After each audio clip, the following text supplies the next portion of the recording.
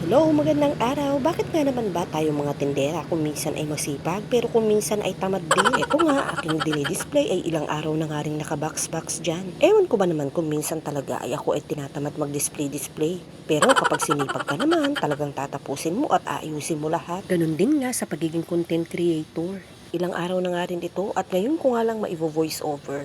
Ganun din sa pagdi-display ng paninda, ayan at naipon na nga yan. Grocery, Pure Gold, at dito sa bayan, yung wholesale na aming binibilan. Munti nga lang nakikita nyo dyan, pero sa isang sulok ay marami nga dahil mga alak yun. Syempre, dun ko na nga lang inilagay ang mga kahon para madaling kuhanin kapag ako ay nag-display na. Tunay nga namang mood din naman tayo talaga.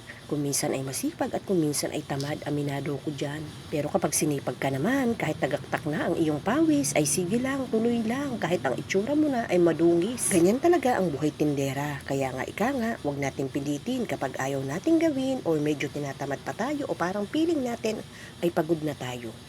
Pwede nating munang ipahinga ang ating katawan. Huwag nating pilitin at huwag nating abusuhin. At kapag nga sinipag ka naman na at okay ang iyong katawan, ay pwede mo naman itong tapusin at gawin.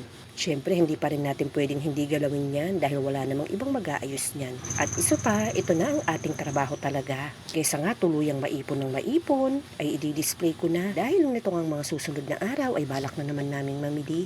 Dahil nga magpapasko na, bibili ako ng maraming panghanda na aking ibebenta syempre, o wag kayong ano dyan, hindi ko yung ihanda lahat, syempre, negosyante tayo, raketera tayo, aba.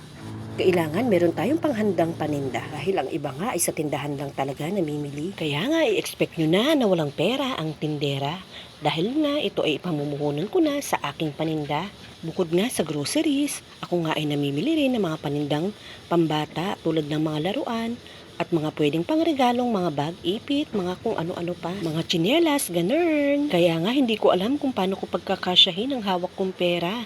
Bahala na, kaya nga sinisipagan ko ritong mag-upload kay Meta. Baka sakali namang tumaas ang ating kinikita. So paano, yun lang po for today's chikahan. Maraming salamat po sa panonood. God bless po sa ating lahat.